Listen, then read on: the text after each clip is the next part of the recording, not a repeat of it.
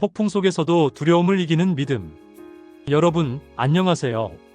오늘 저는 여러분께 두려움과 믿음에 관한 아주 극적인 이야기를 들려드리려고 합니다. 폭풍 속에서도 평안히 잠드신 예수님과 그 예수님을 깨운 제자들의 이야기입니다. 그날은 예수님의 생애 중에서 매우 바쁜 날이었어요. 예수님께서 갈릴리 바닷가에서 여러 비유를 통해 하나님 나라에 대해 가르치셨습니다. 씨 뿌리는 자의 비유, 겨자씨의 비유, 가라지의 비유 등 우리가 잘 아는 비유들을 말씀하신 날이었죠. 예수님께서는 종일 가르치시고 치료하셨어요.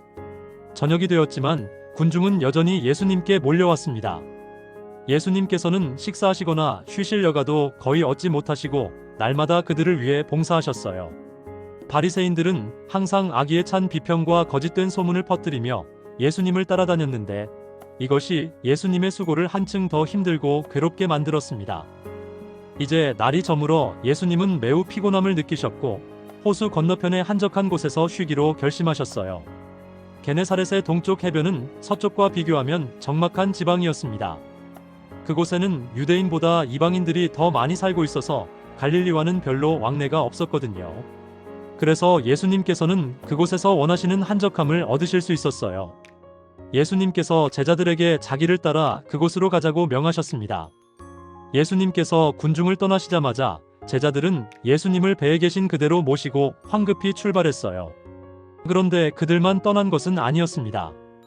해변 가까이에 있던 다른 고기 잡는 배들이 예수님을 따라오는 사람들로 순식간에 가득 찼어요. 구주께서는 마침내 군중들의 압박에서 벗어나셨습니다. 피곤과 배고픔을 이기지 못하신 예수님께서는 배 뒤쪽에 누우셔서 곧 잠이 드셨어요. 잔잔하고 상쾌한 저녁이었습니다. 호수는 고요했어요. 그런데 갑자기 어둠이 하늘을 덮더니 바람이 게네사렛 동쪽 연안 일대의 산골짜기들을 맹렬히 습격하고 뒤이어 호수에는 갑자기 폭풍이 일어났습니다. 노한 바다에 해가 져서 칠흑 같은 어둠이 깔렸어요. 포효하는 바람에 격동하는 파도가 제자들이 탄 배를 사납게 때리면서 삼켜버릴 듯이 위협했습니다. 제자들은 평생을 그 호수에서 보낸 강인한 어부들이었어요. 많은 폭풍을 겪으면서도 지금까지 그들의 배를 안전하게 이끌어올 수 있었죠. 그러나 이번만은 그들의 능력과 기술이 아무 소용이 없었습니다. 그들은 태풍에 붙잡혀서 꼼짝할 수가 없었고 배가 물에 차는 것을 보자 희망을 잃고 말았어요. 자신을 구원하려고 노력하는데 열중한 그들은 예수님께서 배에 계신다는 것을 잊어버렸습니다. 그들의 노력이 수포로 돌아가고 죽음만이 앞에 놓인 것을 깨닫자 그들은 누구의 명령으로 바다를 건너기 위해 출발했는지를 기억했어요. 그들의 유일한 희망은 예수님에게 있었습니다. 무기력과 절망 속에서 그들은 선생님이여, 선생님이여 하고 부르짖었어요. 그러나 짙은 암흑은 그들의 시야에서 예수님을 숨겼습니다. 그들의 목소리는 태풍의 노호 소리에 삼켜졌으며 아무 대답도 없었어요. 의혹과 공포가 그들을 엄습했습니다. 예수님께서 그들을 버리셨는가? 질병과 귀신과 사망까지도 정복하셨던 예수님께서 이제 당신의 제자들을 구하실 힘이 없으신가? 그들의 고통을 왜 돌보지 않으시는가? 그들은 다시 불렀지만 성난 강풍의 비명소리밖에는 아무런 대답이 없었어요. 그들의 배는 벌써 가라앉기 시작했습니다. 잠깐 후면 분명히 바닷물이 그들을 삼켜버릴 것이었어요. 갑자기 번개가 어둠을 뚫자 그들은 예수님께서 그 소란에 방해받지 않으시고 누워 잠드신 것을 보았습니다. 그들은 놀라움과 절망으로 선생님이여 우리가 죽게 된 것을 돌아보지 않으시나이까? 외쳤어요. 제자들이 위기 가운데서 죽음과 싸우고 있을 때 예수님께서는 어떻게 그토록 평안히 쉬실 수 있으셨을까요? 그들의 부르짖는 소리에 예수님께서 잠이 깨셨어요. 눈부신 번개가 예수님을 비췄을 때 그들은 하늘의 평화가 그분의 얼굴에 나타난 것을 보았습니다. 그들은 그분의 시선에서 자신들을 돌아보는 온유한 사랑을 느끼며 마음을 예수님께 집중시키면서 주여 구원하소서 우리가 죽겠나이다 하고 부르짖었어요. 그렇게 외친 사람들 가운데 무시당한 사람은 없었습니다. 제자들이 마지막 노력을 다하기 위해 노를 붙잡았을 때 예수님께서 일어나셨어요. 태풍은 격노하고 파도는 그들을 덮쳤으며 번개가 그분의 얼굴을 환히 비췄습니다. 예수님께서는 자비의 봉사에 그토록 자주 쓰셨던 손을 드시고 성난 바다를 향해 말씀하셨어요. 잠잠하라 고요하라. 폭풍은 그치고 큰 파도는 잔잔하게 가라앉았습니다. 구름이 걷히고 별들이 반짝거렸어요. 배는 고요한 바다 위에 떠 있었습니다. 그때 예수님께서 제자들을 돌아보시면서 슬픈 듯이 물으셨어요. 어찌하여 이렇게 무서워하느냐? 너희가 어찌 믿음이 없느냐? 제자들 사이에 침묵이 흘렀습니다. 베드로까지도 자기 마음에 가득 찬 경외심을 감히 표현하려 들지 않았어요. 예수님을 따르기 위해 뒤쫓아오던 배들도 제자들과 같은 위기를 겪었습니다. 공포와 절망이 그 배에 탄 자들을 사로잡았지만 예수님의 명령으로 소란한 광경은 고요하게 되었어요. 폭풍에 뒤따른 고요 속에서 두려움은 사라졌습니다. 사람들은 서로 그가 누구이기에 바람과 바다조차 순종하는가 하고 수군거렸어요. 여러분, 여기서 우리가 놓치지 말아야 할 중요한 진리가 있어요. 예수님께서 일어나셔서 폭풍을 대하셨을 때 그분은 극히 평온하셨습니다.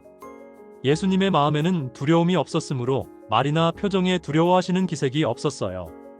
그러나 예수님께서는 당신이 가지신 전능한 능력에 의지하지 않으셨습니다.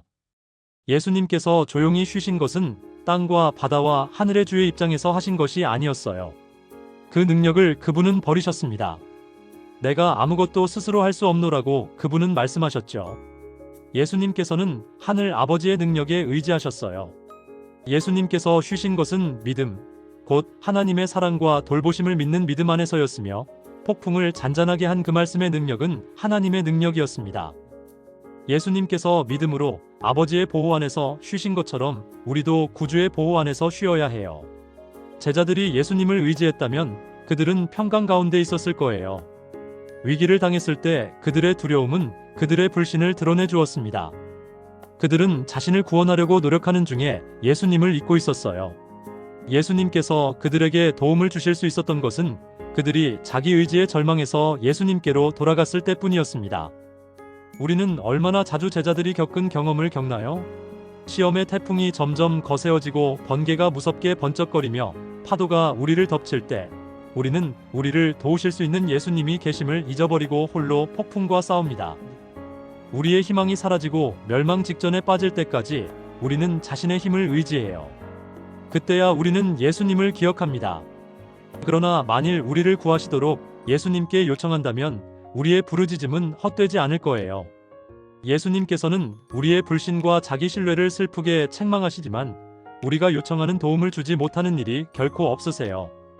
육지건 바다건 우리가 구주를 마음속에 모시고 있다면 두려워할 필요가 없어요. 주님께 대한 살아있는 믿음이 인생의 바다를 잔잔하게 할 것이고 당신이 가장 좋다고 생각하시는 방식으로 우리를 위험에서 건져내실 거예요. 태풍을 잔잔하게 하신 이 기적 가운데는 또 하나의 영적 교훈이 있어요. 성경은 말합니다. 오직 악인은 능히 안정하지 못하고 요동하는 바다와 같으니라. 내 하나님의 말씀에 악인에게는 평강이 없다 하셨느니라. 우리의 평화를 파괴한 것은 죄예요. 자아가 정복되지 않을 때 우리는 쉼을 얻을 수 없습니다. 인간의 힘으로는 마음을 지배하는 격정을 다스릴 수 없어요. 제자들이 성난 폭풍을 잔잔하게 하는데 무력했던 것처럼 우리도 이 점에서는 무력합니다. 그러나 갈릴리 바다의 큰 물결을 향해 잔잔하라고 말씀하신 예수님께서는 각 사람에게 평안하라고 말씀하세요. 태풍이 아무리 격렬할지라도 주여 구원하소서 하고 부르짖으면서 예수님께 돌아오는 자들은 구원을 얻을 거예요. 사람을 하나님과 화목시키는 그분의 은혜가 인간의 격정의 혼란을 잔잔하게 하는데 그분의 사랑 안에서 마음은 평안을 얻습니다. 이른 아침에 구주와 제자들이 해변에 닿았을 때 떠오르는 햇빛은 평화의 축복을 하듯 바다와 땅을 어루만졌어요. 그러나 그들이 바닷가에 발을 딛자마자 격노한 태풍보다 더 무서운 광경이 그들 눈앞에 전개되었습니다. 무덤 사이에 숨은 장소에서 두 명의 광인이 마치 그들을 갈기갈기 찢기라도 할 것처럼 달려들었어요. 그들의 몸에는 도망칠 때 끊어버린 쇠사슬이 걸쳐 있었습니다. 그들이 날카로운 돌로 자신을 상하게 한 곳은 찢어져 피가 흐르고 있었어요. 그들의 눈은 헝클어진 머리카락 사이에서 번쩍거렸고 사람다운 모습은 그들을 미치게 한 사탄으로 말미암아 말살된 것처럼 보였습니다. 제자들과 일행은 무서워 도망쳤어요. 그러나 곧 그들은 예수님께서 함께 계시지 않은 것을 깨닫고 예수님을 찾기 위해 돌아섰습니다. 예수님께서는 그들이 도망간 그 자리에 서 계셨어요. 태풍을 잔잔하게 하시고 전에 사탄을 대면하사 그를 정복하셨던 예수님께서는 이 귀신 들린 사람들 앞에서 도망하지 않으셨습니다. 이를 갈며 입에 거품을 뿜으면서 그들이 예수님께 가까이 왔을 때 예수님께서는 파도에게 잔잔하라고 명하셨던 그 손을 드셨어요. 그들은 더 가까이 나올 수 없었습니다. 예수님께서는 권위를 가지시고 더러운 영들에게 그들에게서 나오라고 명하셨어요. 예수님의 말씀은 그 불행한 사람들의 어두운 마음을 뚫고 들어갔습니다. 그들은 자신들을 괴롭히는 귀신들에게서 그들을 구원하실 수 있는 분이 가까이 계시다는 것을 어렴풋이 깨달았어요. 그들은 구주께 경배하기 위해 그분의 발 아래 엎드렸습니다. 그러나 그들이 구주의 긍휼하심을 간구하려고 입을 열었을 때 귀신이 그들을 통해 격렬하게 부르짖으면서 지극히 높으신 하나님의 아들 예수여 나와 당신과 무슨 상관이 있나이까? 라고 말했어요. 예수님께서 내 이름이 무엇이냐고 물으셨을 때 그들은 내 이름은 군대니 우리가 많음이니이다라고 대답했습니다. 귀신들은 괴로움을 당하는 이 사람들을 매개물로 이용하여 예수님께 그들을 그 지방에서 쫓아내지 말아달라고 간청했어요. 그다지 멀지 않은 산 허리에 큰 돼지떼가 먹고 있었습니다. 귀신들은 이 돼지떼 안에 들어가도록 허락해달라고 요청했으며 예수님께서는 그것을 허용하셨어요. 즉시 공포가 그 돼지떼를 습격했습니다. 돼지들은 미친 듯이 낭떠러지 아래로 다름질쳐서 바닷속으로 뛰어들어가 몰사하고 말았어요. 그동안 이 귀신 들린 자들에게 놀라운 변화가 일어났습니다. 빛이 그들의 마음을 비췄어요. 그들의 눈은 지성적인 광채를 발했습니다. 매우 오랫동안 사탄의 형상으로 일그러졌던 얼굴이 갑자기 온화해지고 피 묻은 손은 조용해졌으며 그들은 즐거운 음성으로 자신들을 구원해 주신 하나님을 찬양했어요. 비탈에서 돼지를 지키던 자들은 이 모든 일을 보고 사람들에게 이 소식을 전하기 위해 급히 떠났습니다. 온 동네 사람들이 두려워하고 놀라면서 예수님을 만나려고 모여들었어요. 이 두 귀신 들린 자들은 그 지방에서 공포의 대상이 되어 왔었어요. 아무도 그들이 있는 곳을 안전하게 지나갈 수가 없었습니다. 그런데 이 사람들이 옷을 입고 제 정신을 가지고 예수님의 발 아래 앉아서 그분의 말씀에 귀를 기울이고 있었어요. 그러나 이 놀라운 광경을 본 사람들은 기뻐하지 않았습니다.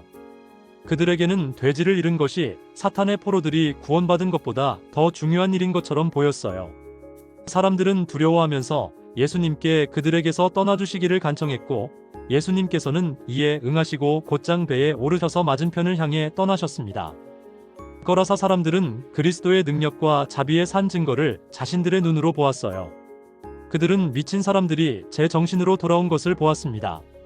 그러나 그들은 세속적인 이익이 위협받을 것을 두려워한 나머지 흑암의 왕을 내쫓으신 예수님을 방해꾼으로 취급함으로써 하늘의 선물이신 예수님을 그들의 문전에서 돌아서게 했어요. 우리는 거라사 사람들처럼 실제로 그리스도에게서 돌아서는 그런 기회는 없습니다. 그러나 순종하면 세속적인 이익을 희생해야 하기 때문에 그분의 말씀을 순종하기를 거절하는 사람들이 많이 있어요. 많은 사람이 예수님의 임재로 인해 금전상의 손실을 당하지 않기 위해 그분의 은혜를 거절하고 그 성령을 내쫓습니다. 그러나 고침을 받은 광인들의 느낌은 이와는 매우 달랐어요. 그들은 자신들을 구원해 주신 분을 따르기를 원했습니다. 예수님과 함께 있을 때 그들의 생애를 괴롭혔던 귀신들로부터 안전하다고 느꼈거든요. 예수님께서 배에 오르려고 하실 때 그들은 예수님 곁에 가까이 서서 그분의 발 아래 무릎을 꿇고 자신들을 예수님 곁에 있게 해달라고 애원했습니다. 그러나 예수님께서는 그들에게 집으로 돌아가서 주께서 그들을 위해 행하신 위대한 일들을 전하라고 명하셨어요. 그들이 해야 할 일이 있었으니 곧 이방인 가정에 가서 자신들이 예수님에게서 받은 축복에 대해 전하는 일이었습니다. 그들이 예수님과 떨어진다는 것은 어려운 일이었어요.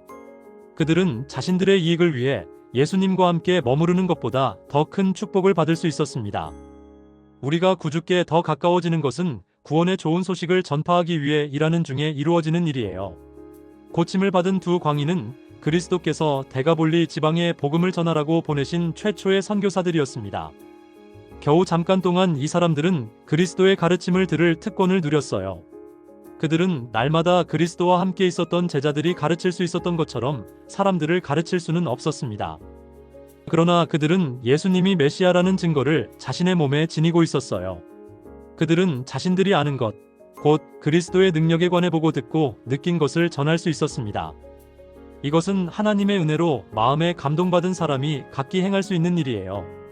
우리는 그리스도의 증인으로서 우리가 아는 바와 자신이 직접 보고 듣고 느낀 바를 전해야 합니다. 만일 우리가 한 걸음 한 걸음씩 예수님을 따른다면 우리는 예수님께서 우리를 인도하신 길에 관해 말할 수 있는 요점을 갖게 될 거예요.